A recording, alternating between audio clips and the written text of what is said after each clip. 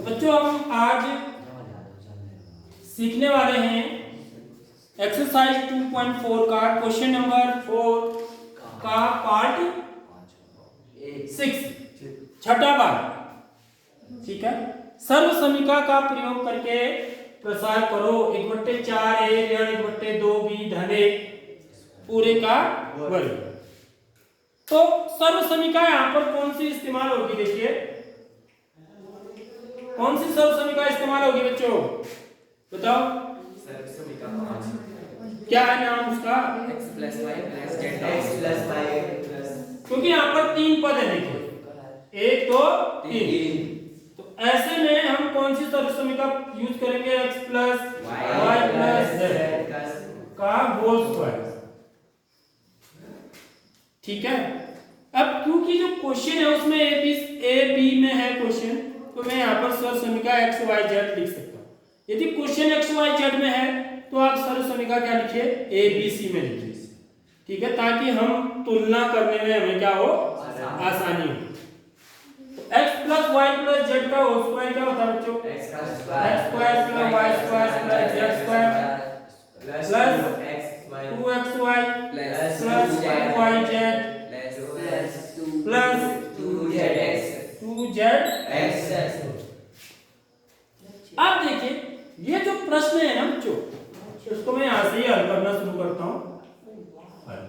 तो इसको ना मैं ऐसे लिखेंगे, हम कैसे लिखेंगे? देखिए क्योंकि जो सर्व समीका है प्लस वाले है, माइनस है नहीं कहीं चिन्ह, यहाँ पे माइनस है। ठीक है, तो इसको कैसे लिखेंगे आप, यही सीखना है मेरी बात। हम क्या लिखेंगे बच्चों? देखिए 1/4 a धन करके लिखेंगे, क्योंकि यहाँ सर्व समीका में धन है और धन इसको ब्रैकेट में लिख देंगे ऋण 1/2 b। ऐसे लिख सकते हैं ना इसको? क्यों लिख सकते हैं ऐसे? क्योंकि धन गुणा ऋण क्या होता है? ऋण ही होता है।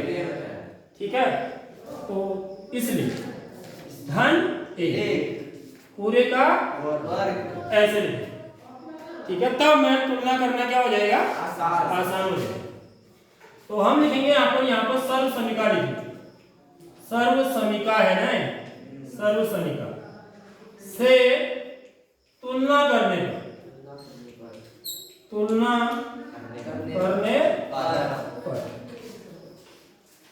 करने पर मेरा क्या है बच्चों? देखिए x बराबर क्या है?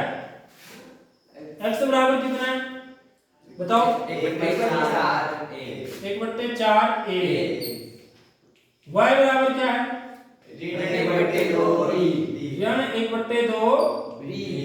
b ऋण 1/2 b। और c बराबर क्या है बच्चों? z बराबर 1। ठीक है, अब इसको हम क्या बना देंगे? यहां रखें इस सर्व समीका। इस सर्व समीका में x की जगह पर 1/4 a, y की जगह पर ऋण 1/2 b और z की जगह पर 1 रख देंगे। ठीक है, तो ये क्या हो जाएगा? देखिए तो ये हो जाएगा 1/4 a। ठीक है, धन ऋण 1/2 b धन 1 पूरे का वर्ग। ठीक है, समझ में आ गई बात? तो सेम इसी प्रकार हो जाएगा बराबर x वर्ग 1/4 a धन 1 है। तो ये क्या हो गया? 1/4 a पूरे का वर्ग। ठीक है, क्योंकि x की जगह पर 1/4 है तो ब्रैकेट में लिखेंगे हम।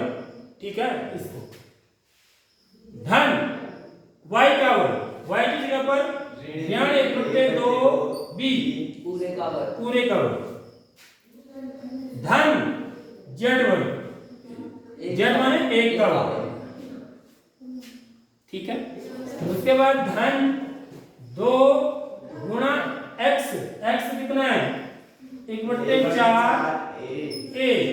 तो इसको गुणा करके लिखेंगे, क्योंकि ये धन चिन्ह का है तो इसको ब्रैकेट में लिखने की जरूरत नहीं। गुणा y क्या है? ऋण 1/2 b है, तो इसको गुणा करके ऋण 1/2 b इसको ब्रैकेट के अंदर ही लिखेंगे। ठीक है, ये 2xy, चाहो तो इसको ब्रैकेट में लिख सकते हो, कोई दिक्कत नहीं है। क्योंकि ये धन चिन्ह का है इसलिए इसको ब्रैकेट में लिखने की जरूरत नहीं है। नहीं भी लिखोगे तो चल जाएगा। धन 2 YZ 2 गुणा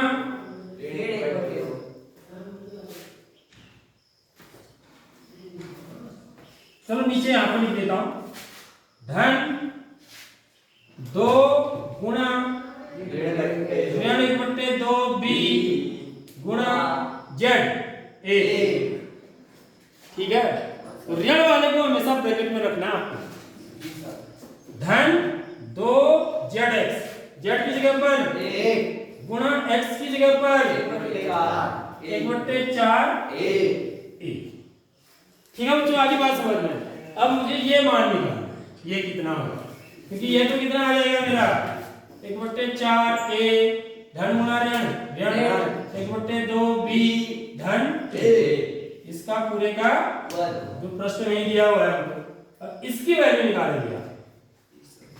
ये 1/4 A का वर्ग करोगे तो कितना आएगा बताओ,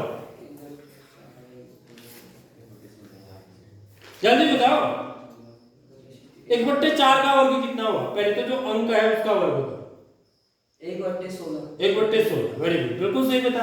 तो 1 का वर्ग 1 होता है, 4 का वर्ग 16 होता है, a वर्ग। a का वर्ग क्या हो जाएगा a, तो 1/16 a वर्ग हो गया। ठीक है, समझ में आ गई।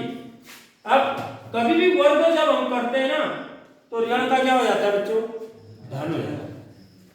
वर्ग वाले कभी भी ऋणात्मक में नहीं हो सकते, क्योंकि वर्ग करने पर ऋण संख्या का भी वर्ग क्या हो जाता है, धन हो जाता है, क्योंकि ऋण गुणा ऋण क्या होता है, धन होता है। इसलिए तो इसका वर्ग कितना आएगा बताओ जरा, चिन्ह तो धन का है 1/4 B का वर्ग। ठीक है, कोई कठिन थोड़ी है भाई। 1 का वर्ग कितना हुआ, धन 1 का वर्ग 1 ही हुआ। अब यहाँ पर देखना होता है जरा सा, क्योंकि यहाँ पर ये भिन्न के रूप में है ना, तो यहाँ पर कुछ कटेंगे भी है। ठीक है, देखो जहाँ पर 1/2 2 से 4 काट 2 एकम 2 2 दूनी 4। तो हर अंश में अब देखिए पहले चिन्ह करेंगे हम, ये धन का है, ये भी धन का है, ऋण का है, तो चिन्ह किसका आएगा बताओ, ऋण का। तो चिन्ह में गलती करते हैं यहाँ पर बच्चे, मैं साफ बात बता रहा हूँ। तो चिन्ह में ही, चिन्ह का ही है मेन खेल, चिन्ह गलत नहीं करना है। तो चिन्ह पहले लगाना है हमको, चिन्ह ऋण का होगा। अब अंश को अंश से गुणा करेंगे, 1 कम 1/2 दूनी 4। अब हम ये चरों को गुणा करेंगे, a को b से, क्या आ जाएगा तो ऋण 1/4 a भी हो गया। ठीक है, समझ में आ गई बात। ऐसे ही यहाँ पर देखिए, ये धन चिन्ह का है, ठीक है, ये ऋण चिन्ह का है, ये कुछ नहीं है इधर, तो चिन्ह किसका आएगा, ऋण। अब यहाँ पे कटता है तो देखेंगे, ये 2 अंश में है, ये 2 हर में है, देख रहे हो, ये 2/1 1 है, तो ये 2 अंश में है, ये 2 हर में है, तो ये कट जाएगा 2 से 2 1 बार। तो अब क्या रहे हमारे, 1 कम 1 कम 1, तो 1 तो लिखने की जरूरत नहीं है, तो बचा क्या, सिर्फ b बचा यहाँ पर। 1 b का मतलब 1 b होता है, हर में भी नीचे 1 ही है। ठीक है, तो ये हो गया। अब ये देखो, इसमें कोई ऋण का नहीं है, तो इसका मतलब ये धन का ही चिन्ह का है। ठीक है, 2 अंश में 4 हर में, तो कभी भी भाग अंश से हर में जाता है। ठीक है, 2 एकम 2 दूनी 4, तो कितना आ गया है, 1 एकम 1 एकम 1/2 कितना, this is the final answer. तो ये इसका जो है फाइनल आंसर है। बड़ा अच्छा सवाल है।